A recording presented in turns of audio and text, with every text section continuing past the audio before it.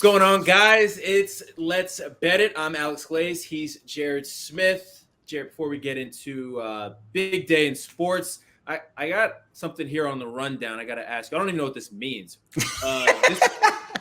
Is it a pork roll or Taylor ham? What is that?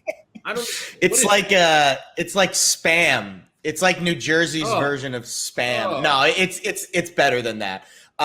They actually the funny thing is I'm a turkey bacon guy. So when I do my bacon, egg, and cheese, I don't even put the real B on it. It's TB, turkey bacon. So I can't even really speak to this because I don't eat a whole lot of it. But I did work one season for the Trenton Thunder, and they love the pork roll down there. They used to make these pork roll sandwiches in the stadium. I did try one once. It was pretty good. I've never even had Taylor ham, so I can't even speak to that. I think our producer Jack wants to make a trip down to the shore, Jersey Shore. That's why he put this in the rundown. So maybe after those cold winter months, we can maybe plan something down at Belmar. And he said he hates New Jersey slang. So we're bearing the lead here. We're bearing the lead here. You eat turkey bacon? I love turkey bacon. It's so good. Oh my gosh, dude! Eat the real thing. Come on. Well, I'm not exactly the most slender person these days, so I'm trying to cut back on the heavier stuff. But I will say this: if you watched the Taj Gibson interview last night after the Knicks game, Bill Pito, the MSG crew, was asking him, what is he like? He's almost 40 years old. Like, it's crazy. He's so and he's having a great preseason. And they asked him what his fountain of youth is, and he says the New York City bodegas. He gets his bacon, egg, and cheeses. So there you go. If you want to feel young and play sports, kids, just go to your New York City bodega and crack open a bacon, egg, and cheese. You'll be good to go. That sounds great. Well, we got a lot to get to today. We got my laser sharp college football picks, and then of course we're going to get into some thirsty Thursday night football picks with John Hyslop, and then of course we're going to end things off with our play of the day. So without further ado, let's bet it. And we are going to start today with some college football. Why not? And this is where we're starting to get into the buys. So for certain teams, so I'm looking at the slate. I'm not really loving the slate, to be perfectly honest with you, but there are a couple spots where I see some opportunities. And before we get into my picks, I want to talk about the big story I think in college football, and that's Oklahoma's quarterback situation. We had that story come out yesterday where some student journalists at OU were in a public building and saw Oklahoma practice and saw that Caleb Williams was taking first team reps. So, that tells you everything you need to know about what Oklahoma is going to be doing, in my opinion. I said yesterday on the show, if I'm Lincoln Riley, I'm benching Spencer Rattler. You can't just sit Caleb Williams after you saw what he did in that game against Texas. What do you think when you hear that reporting coming out yesterday, and when you look at this whole quarterback situation? What do you think?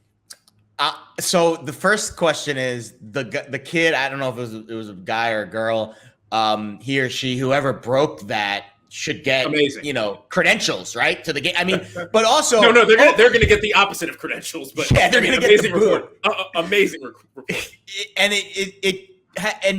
aside from football, is Oklahoma's practice facility that open that a student can just walk in and watch practice? Like, that was interesting. Maybe he or she knows. No, they were at a public building that apparently. That's what I'm saying. Overlooks. It must. You would think that they have some kind of protective, I don't want to say shield across but maybe like in a dome or like a tree line. Yeah, like, I don't know, like maybe like hide the fact that because that, to me, that's a big advantage for Oklahoma's next opponent, to know that information going in. It's also an advantage for us, the better. So I think that human being who made that report, I agree with your take that it's really hard to bench Williams after the way he played against Texas. But that being said, Spencer Rattler is still the guy, or at least he was the guy. And I'm curious how this affects him, because the season is far from over. Oklahoma's most important games are still in front of them. And there might be a time where Williams has a bad game. And we saw that too with Jalen Hurts and Tua, remember, in Alabama's run. So there might be a time where this is going to test, if Spencer Rattler wants to be a cute quarterback in the NFL, he needs to show the internal, hey, I can fight through this, I can overcome adversity, and I'm going to be ready when my next opportunity comes. I think it will be Williams in Oklahoma's next game. But if I was Spencer Rattler, I would not sulk, and I would stay ready for his next opportunity. Completely agree with you. I said the same thing to Lauren yesterday on the show. Yeah, Oklahoma is still laying 13.5 points. They're at home taking on TCU. TCU really banged up. That's probably a stay away for me. Do you have any feel for that game? No, actually, I haven't looked at. To be honest with you, because of the quarterback situation, I haven't really given that game a hard look. It looks like the public's on TCU. Lines though moved in favor of Oklahoma, so that I don't look at reverse line movement a ton in college football, especially when it's in between key numbers like it is between 12 and 13. But it looks like TCU getting about 75% of the overall handle. Line open 12, now it's 13.5, moving in Oklahoma's favor. So the line analysis says Oklahoma's going to cover this game on Saturday. All right, well, I want to move on to a game that I am going to – I don't know if I'm picking this. I'm leaning a certain way. And I was on Texas last week. Obviously, they blew 21-point lead. Oklahoma's sick to my stomach about that one. But they're laying 5 at home against Oklahoma State, and that line stinks to me. So I'm going to get your opinion on this because I don't think there's any way an undefeated Oklahoma State team should be getting points, even on the road at Texas. You're getting 4.5 points. I like this Texas team. I like Casey Thompson. I like Bijan Robinson. I like what Sark has done with that offense. So I'm going to lay the 4.5 points. I think I just decided that I'm going to play that. So I think I'm going to lay the 4.5 points. What do you think? Because, when I see something that that line just stinks. It stinks to me. Yeah, and the public the public is kind of on Oklahoma State this week, which makes it kind of a public dog situation. Yeah. And, I'll say this all the time. Public dogs have fleas, especially in college football because it's so volatile. But I will say this. If you were going to say, is Texas mentally prepared to bounce back and play another tough game this week? That is where I question Texas mindset. That was a brutal loss. And if they do, is Sark going to have those boys mentally ready to play this week? Oklahoma State is having a great year. They're above 500 against the number. They're undefeated straight up. They are a team that has a chance to win the Big 12. And should not be getting points. Probably record-wise, statistics-wise, more of an even pick'em game. But this line denotes that Texas is about a field goal favorite on a neutral site. So you have to ask yourself, is that right? Probably not. And then you have to ask yourself, all right, well, why is Texas getting basically a full 3 points on a neutral field in this game? You would think it's because of the athletes, and maybe Oklahoma State's defense isn't quite ready for that. But their defensive number's been good this year. They have a good defense, and I would say that's why the public's on Oklahoma State. They're probably seeing the same things you are, and they're just taking the bait. So kudos to you to think a level higher and zig when everyone else is zagging. All right. Well, this is one that I'm definitely not zigging while everyone else is zagging. I think everyone's on this. Michigan State laying 4.5 points against Indiana this week. Big question for me is Michael Penix Jr. playing? Indiana's quarterback. I'm not sure what's going on there. They're being very vague about that on purpose, obviously. But Jack Tuttle, capable backup for Indiana if his number is called. But for me, there's a reason he's the backup, and Indiana's offense has not been able to move the ball at all this season, let alone score at a high clip. I use pretty much in the middle of the pack when you look at Big Ten stats, as a team in almost every offensive category. And Michigan State has been pretty dominant. They've been able to run the ball. They've been able to do some good things on offense. I like their defense a lot. I like this Michigan State team a lot. I like what Mel Tucker's done there. So I'm going to lay the 4.5 points. Listen, you're Mr. Big Ten here. So what do you think about that? I think the public agrees with you. I'm seeing about 75, 80% of tickets. And again, it's Thursday. Saturday, things could change. Maybe Penix plays and Indiana gets some of the handle back.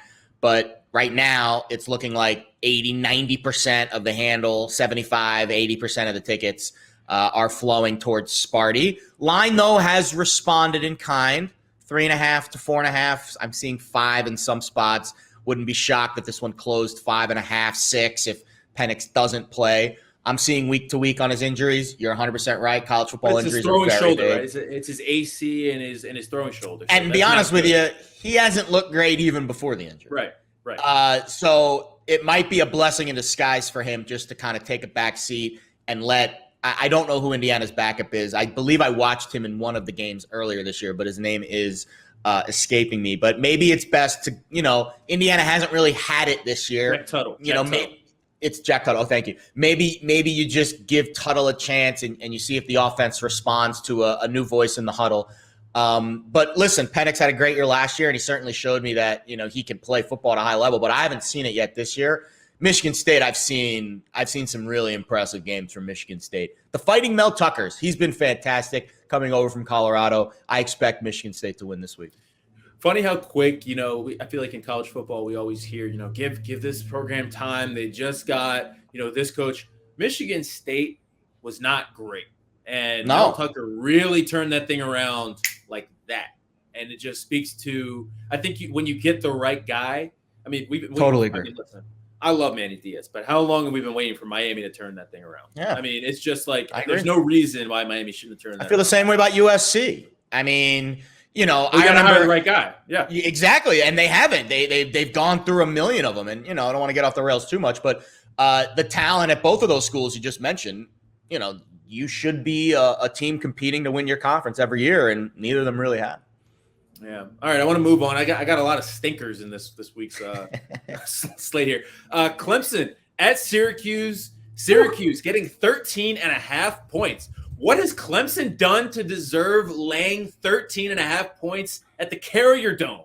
No chance. I'm going to take the points with Syracuse. That's a good defense that Dino Babers has over there. And listen, I like Syracuse's running back too. I forget his name off the top of my head, but I believe he's from Baltimore, and that's not why I like him. He's a really good back.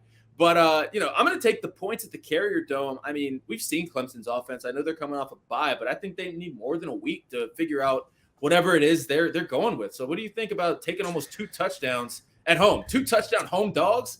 And then, listen, hold on. Before you get into your point, we like to say coaches don't pay attention to the lines. There is one coach I know for sure pays attention to the lines, and it is Dino Babers. Because it was I want to say 5 or 6 years ago, I believe they beat Virginia Tech at home. And I think that Virginia Tech was when they were a top 10 team or something like that. And they were favored by like 26 points or something like that. And Q's beat them. And then in the post-game locker room, Dino calls out the exact number. Says, someone said you were 24, 25. So Dino knows that this is the number, and he has been hammering that into his players' heads all week. I like Dino and the points this week. Falcon Fast, right? That was the name of his offense. Yeah, that was his thing at Bowling BG. Green. Yeah.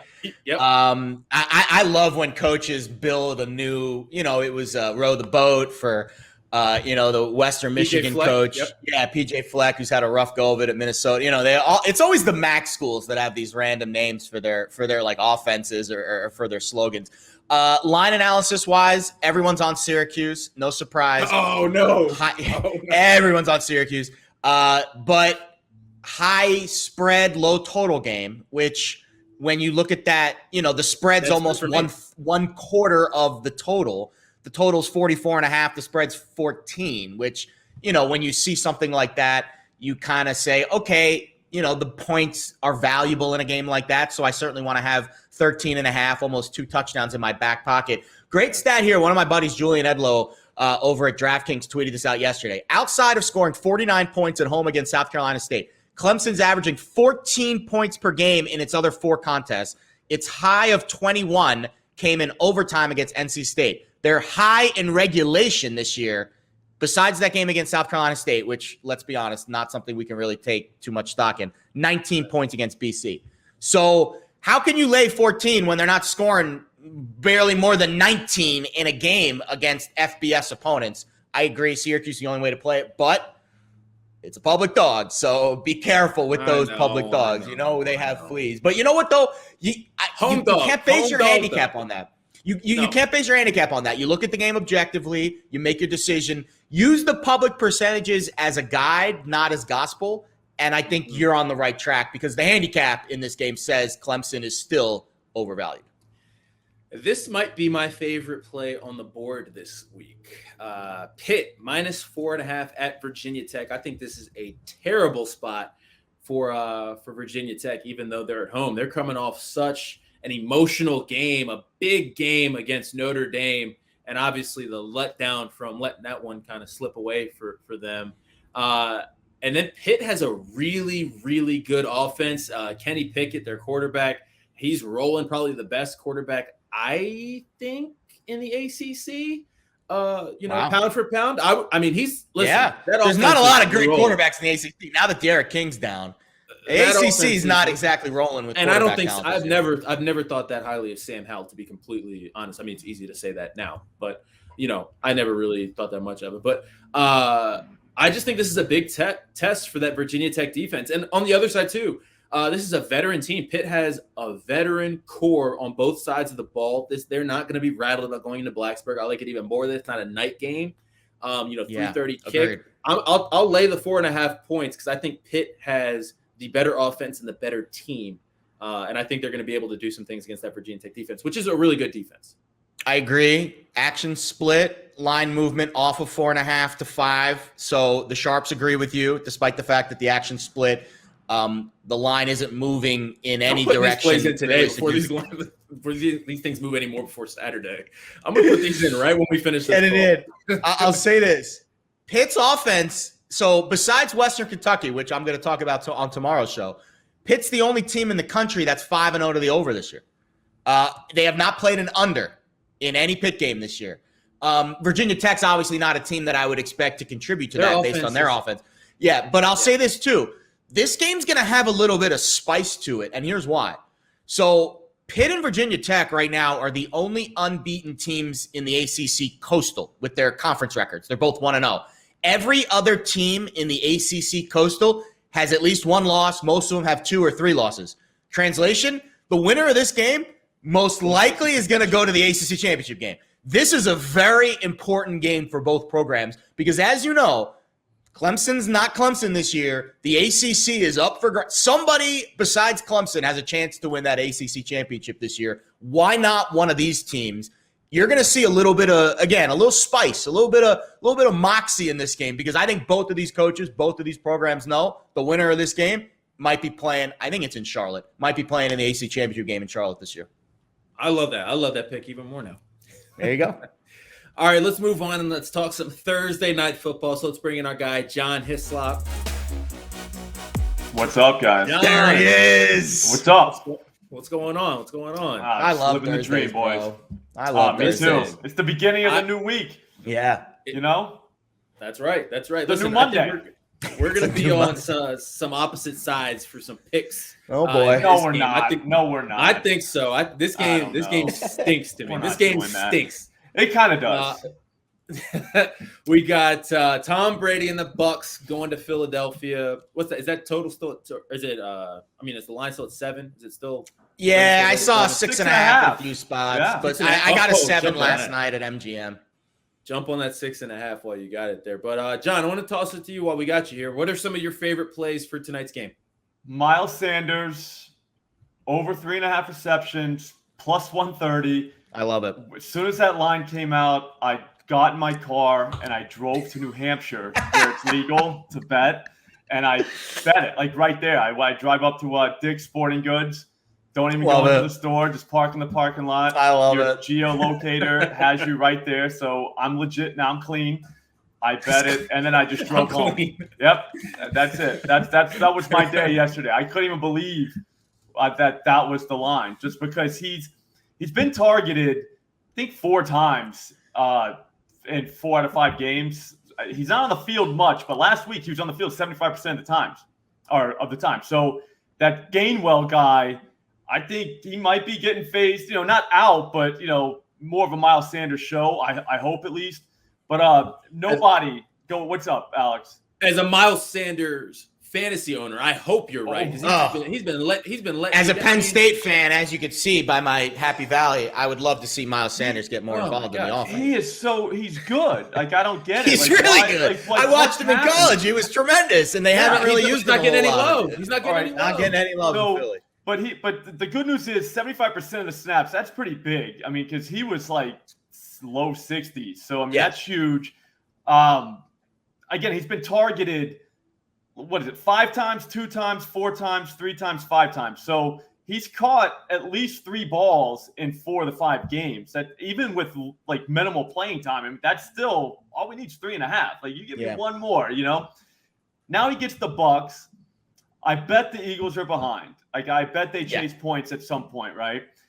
Nobody allows more receptions to running backs than the Buccaneers because nobody can run on them. So everyone knows that. They go right into those stupid short passes. They get you nothing, but it's basically the same thing as a run, So why won't he catch 4 balls? Like plus 130? Like that's plus 130. Plus money. That's crazy. Game script wise too here. Yeah, and they can chase the points. Tampa Bay's secondary is so banged up. Mm-hmm. You would imagine that they're going to protect that and drop 2 safeties deep. And if they do, that's underneath tight ends, running backs, check down Charlie kind of offensive scheme tonight because they have to shade in the back because they are so banged up back there. Yep. So I would assume the underneath stuff, that's why I'm big on Ertz tonight. I would assume the underneath stuff is going to be open for Philly. I like that. What else do you want, John?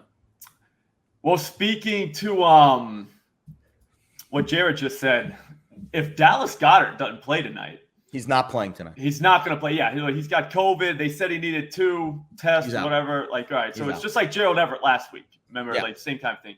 So that's a one less mouth to feed. I mean, that's pretty big. So what about Jalen Reagor? 37.5 receiving yards. His ADOT was pretty low last week, which I like for him just because, it's Jalen Hurts. I mean, he's not the most accurate guy. I mean, he's not horrible, but you know what I mean. No, like his numbers been pretty good this year. Actually. Yeah, no, he's on my fantasy team. So, I mean, I'm a very proud, Jalen Hurts guy here. But I think Reagor, like they went to him on the first play last game. He had a game where the game before he didn't get a target. Last game, they went right back to him right away. And I think he had 5 targets or whatever. Again, if they're chasing points, there's no Goddard. The underneath stuff's open. Those corners are like, I don't even know where they came from. Like you start reading these names. It's Richard Sherman. I mean, dude, good luck. It's been a while since Richard Sherman was Richard Sherman. Been a minute. Yeah. So, and then these other guys, go look at them. I mean, it's like. They're really banged up. Who are back these there. guys? Yeah. So, I don't know, man. 37.5 yards is a low bar, especially given game script that could go our way and the fact that you can't run the ball. So if you're using short passes, he's probably going to be the guy. And then basically you got to think Devonta Smith will get coverage from the better of the no-name corners. So we got that working for us. Reagor seems pretty sneaky. I like sneaky. Jared, you got some picks as well on that Eagles side. What you got? Yeah, so I'll be honest. I think, and I like Reagor a lot, but I've seen the snap count decrease for him a little bit, and it's because of this guy, Quez Watkins. And I think both Reagor and Watkins can get there tonight. But the thing that I really like about Watkins is he's becoming their deep guy. Whereas Reagor now, I think, is playing a little more in the slot. So Watkins over 20.5 longest reception is a pretty good bet because he's their deep guy. He's gone over this in 3 out of the 5 games. He had a 53, a 41. He had a 91-yard reception earlier this season. He didn't score on that. Reagor. He did not. He was close, but he did not. He outsnapped Reagor 55-47 last week. So I not to say that Jalen's not a big part of their offense, but I think Quez Watkins is inserting himself into the conversation a little more than probably the experts think and the bookmakers think. So I think you're getting a little bit of a discount on Reagor. And I mentioned Zach Ertz. To me, with Goddard out, Ertz has gotten 21 targets over the last 3 weeks. He got 3 red zone targets 2 weeks ago, and he hasn't scored yet. So I think Ertz is going to find the end zone pretty soon. And you're getting plus 225. He scored once. He scored earlier in the year. He scored very early in the season, but lately he has not found the end zone. And I think I think your number is really good on him considering Goddard is out. I got plus 225 for him to score a touchdown and then over 4.5 receptions at minus 114. I like the receptions too. He's got more targets, I think, than Goddard this season. Yes. Which is kind of like. And he had that contract dispute in the offseason. And this is traded. This is the one game that you're like, hey, listen, they're facing the Super Bowl champs. This is basically a Super Bowl kind of matchup for the Eagles. Prime time at home Thursday night. Zach Ertz has the longevity with this team. I think he's going to play well tonight. I'll give you a couple more touchdown props because you know how we love these touchdown props. Leonard Fournette's plus money tonight. How is that possible against this Eagles team that cannot stop the run? And here's another one. We talk about Goddard being out. Zach Ertz, great prop, with plus money. How about the backup tight end for the Eagles, who is now named Jack Stoll? Never heard of him. He hasn't played. He hasn't caught any passes yet this year. But if Goddard's out and Ertz is getting some of the attention as the TE1, I would imagine TE2 might have a little bit of space to roam tonight. Jack Stoll's plus 750 to score a touchdown. Ooh. Shout out Ross Tucker. He gave this out on Pickswise Playbook today. It's airing today. If it hits, we're all going to be eating filet mignon tonight because plus 750 is a pretty juicy number. Or turkey bacon. What is Jalen Hurts? What is Jalen Hurts? That's what I need to know because I gave him out on Pickswise Playbook yesterday. He's like plus 150. That's a great number too. I would absolutely play Jalen Hurts. Jack stole your wife. Ross Tucker's quote from yesterday's show. I wouldn't say that, but Ross is bolder than I. Do we have a reception prop on that guy? No, I couldn't find one. I'd love it if it was over a half. Yeah, I would love over a half. Yeah. That would be beautiful. Jack stole your money. Watching the game. Some random guy catches one, you freak out. Yeah. I got a receptions prop. I'm going to go with both my picks are for Antonio Brown. Over 4.5 receptions. That's minus 162. Not a bold pick here. But I mean, he's gone over that number in all but one game this year. He's getting he got 11 targets, I think, last week. He's looked like he's the guy. He gets a ton of targets. He gets a ton of targets. He's looked like he's the guy. Him and Tom have that chemistry. Especially for a guy who's got Godwin and Evans to compete with. That's ridiculous. Every time you see this number, you're like, wait, what? How? Who's Darius Slay going to cover tonight? That's my question. I would assume Evans. It's got to be Evans. I would assume Evans. I agree. I think so. And then my other pick for AB, over 23.5 is his longest reception. That's minus 114 on FanDuel. I like that a lot because you're like, wait, every time it's like, what? Every time I feel like I'm watching the Bucs, it's like a bomb to AB, and he's doing, he's flexing on somebody every time. I feel like that's so. I like 23.5. I mean, that's a good chunk of yards, but I think he's the guy. He's got the burners. He can get back there, and he can do that. Yeah, no, that's not bad for him. I like those longest reception props because, you're always in it. You're always in it unless your team's ahead. You know what I mean? But if they got ahead, maybe it was on unless you're Justin Herbert and just want to overthrow and wide open Mike Williams. I'm not letting that go. Yeah, then hit the guy for 70-something the next game and a 40-something. You're like, why not? Dude, go for another one, right? Just the randomness of gambling. Just keep it going, buddy. It doesn't matter.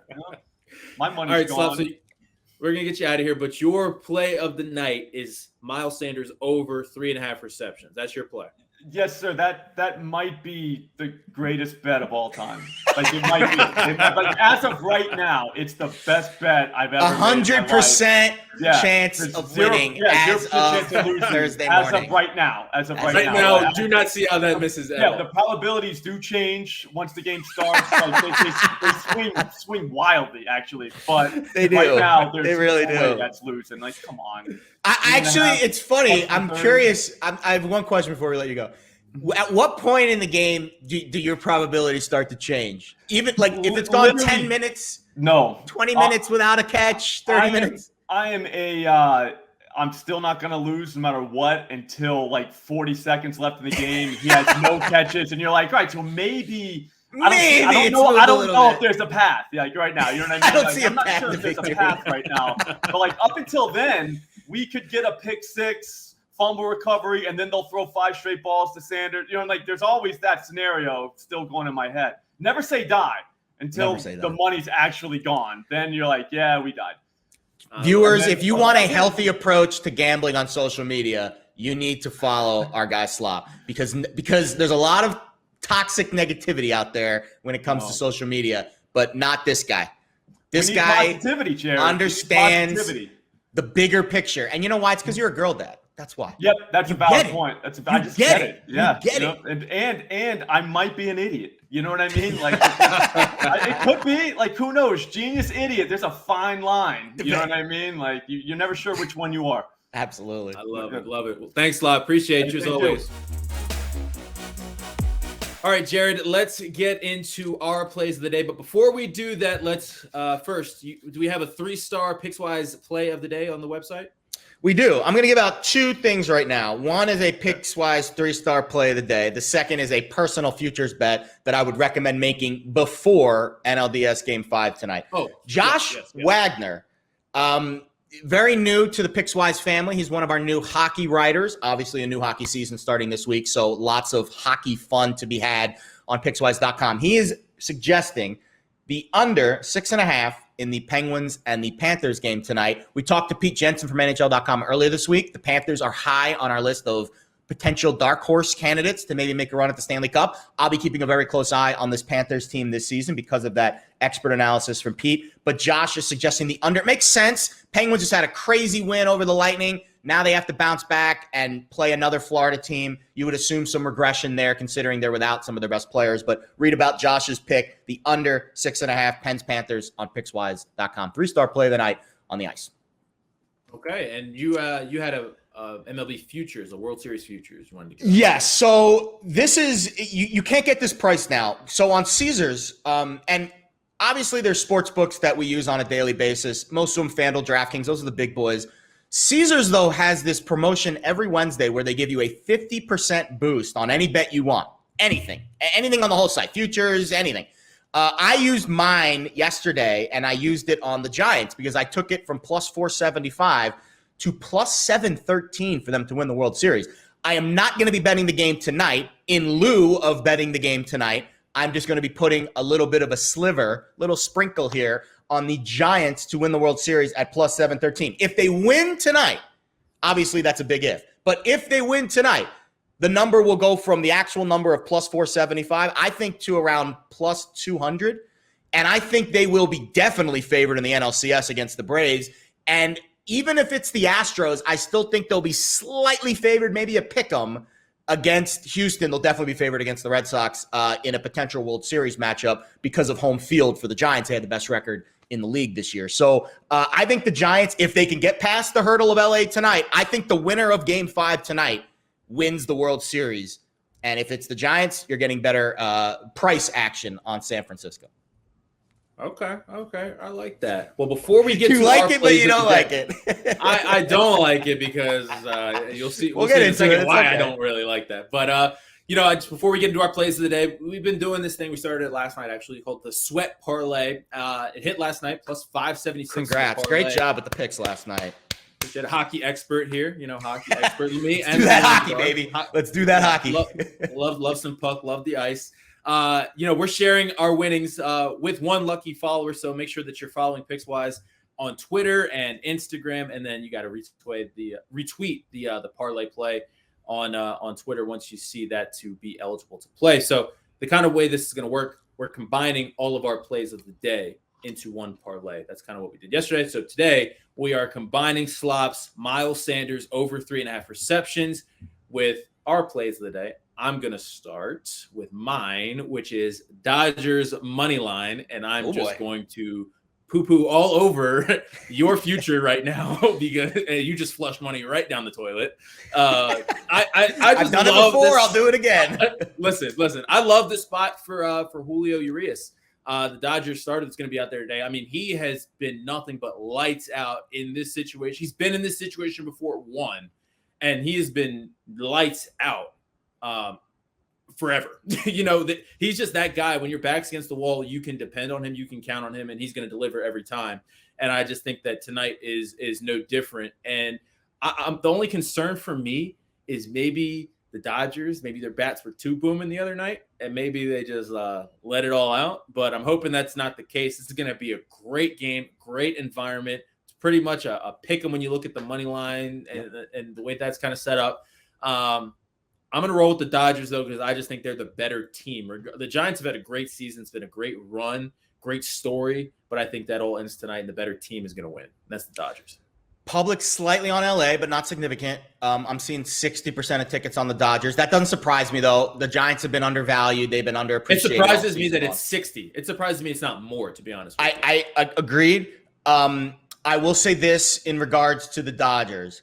I think it's a disadvantage that this game's in San Francisco. I think the Giants have had this is not scientific at all, but they've had a little bit of magic this year. They were 80-1 preseason to win the World Series. There were only 5 teams lower than them on the odds board in the preseason spring training World Series market. That's fascinating. The Dodgers were obviously the number 1 team. They were kind of tied with the Yankees, but they were basically at the top of the odds board preseason. This has been a fascinating baseball postseason. It'll get a little less fascinating after tonight because I think this Dodgers-Giants series is the marquee series that we've seen so far. I think it's fitting that it's the only series of the LDS that has gone the full 5 games. And I think we're going to get a great theater, great drama tonight. Oracle Park, I don't know if it's still called that, whatever it's called out there in San Francisco. Tremendous backdrop for a high-intensity baseball game. And the Giants, listen, I know that Urias has the experience. Webb was good in the first game. We'll see if he can continue that. He's still kind of a rookie. I know. Second postseason game, I believe. The Giants have had this weird magic mojo going for them. If it ends tonight, it would be a great run. If it doesn't end tonight, it has a chance to be one of the most captivating and long shot dark horse World Series runs of all time. And I hope it doesn't end tonight. For your bet's sake, I hope it does. But for the sake of baseball storylines, it'd be really cool to see an 80-1 team get into the LCS and maybe get into the World Series. But listen, that's why they play the game. Let's roll it out. Let's see how things go. My play of the day. So the Eagles, I saw this last night. The Eagles have never lost a Thursday night game over the last 5 years. They're 6-0. What? Interesting. I know. I know. They have never lost a Thursday night game in the last 5 years. Granted, a lot of that was under Doug Peterson. So, now it's Nick Sirianni. Different preparation, different coaching staff. You don't want to compare apples to apples in that spot because it's a slightly different comparison. But the sports books are going to be begging for Philly to not only cover this game, but win this game. Everybody's on Tampa Bay. So public spot, Thursday night, Super Bowl winner. Tom Brady's only lost 1 Thursday night game in his career. It was last year in that Chicago game when he did the 4. He forgot what down it was. What down it was. He forgot what down it was. So maybe Thursday night's like the one night that his avocado superhuman strength. He needs his rest. He's got everything planned out perfectly in the week for Sundays. You can't throw off his schedule. You can't. Tremendous point. The thumb injury, that concerns me a little bit. You need your thumb to throw. So I think Philly getting the full 7 is that's the only way I would play it from a spread perspective tonight. It's moved off to 6.5. I would assume this closes 6.5. Especially considering the public is hammering Tampa and the line hasn't moved in their direction all week. I'm assuming that there's going to be a little bit of buyback here towards Philly and that 7 later tonight. I'll take the full 7 with Philly. I got it at MGM last night. And you just hope that they keep things close and we'll see what happens. I think you've convinced me because I'm just trying to think of, the last time it feels like the Bucs were in the spot, the full 7, everyone hammering them. It was just a couple weeks ago playing the Patriots. Again, everyone's just and also against Dallas week 1. Right. And the first game too. That was Thursday night. I was on Dallas for that one. I didn't play. Did I? Smart. I didn't play the Patriots game. But I think this is a spot where you just got take this. 7 points in the NFL. That's a lot. The back door is going to be open because of Tampa Bay's secondary. Even if Tampa Bay gets secondary. Yep. Philly's never going to be out of the game. So just once again, the Sweat Parlay. We hit it last night. We're going to go for it again tonight. We got Miles Sanders over 3.5 receptions, Dodgers money line, and Eagles +7. We are sharing those winnings with one lucky follower if you are following Pickswise on Twitter and Instagram. And then, of course, we're going to post this on Twitter. You got to retweet to be in the running. And one lucky follower, hopefully, is going to be making some money with us once again tonight. Not a bad deal for them. No, not a bad deal for all. Pickswise, the social team, the marketing team, kudos to all of them. The growth, how they've handled this show and other shows that we're doing on the network, it's been phenomenal. The parlay, our producer Jack just said, is going to pay out almost 600 bones. I don't know about you, but that's not a bad way to spend a Thursday night. Just retweet one of the Pickswise tweets about the Sweat Parlay, and if we go 3-0, you get $600. You don't have to risk anything either. Pretty good odds to me. Not bad. All right, well, it's going to be a great night of sports, Jared. And I don't know about you, but I think it's going to be a dual TV kind of situation tonight. I got 4 TVs in my room. So you got 4. I'm gonna have hockey on a couple of them, and we'll have NHL or MLB and NFL on the other two. So stacked night here in the betting command center in Jersey City. I need to make a little bit more money and get a third and fourth team. Retweet the Sweat Parlay. Maybe there we go. Let me retweet. Maybe I can get in and get it on the winning side. Hey, we're risking our money every week too, just like you guys, right? All right. Well, Jared will be back tomorrow. That'll do it for us today on Let's Bet It. Good luck tonight.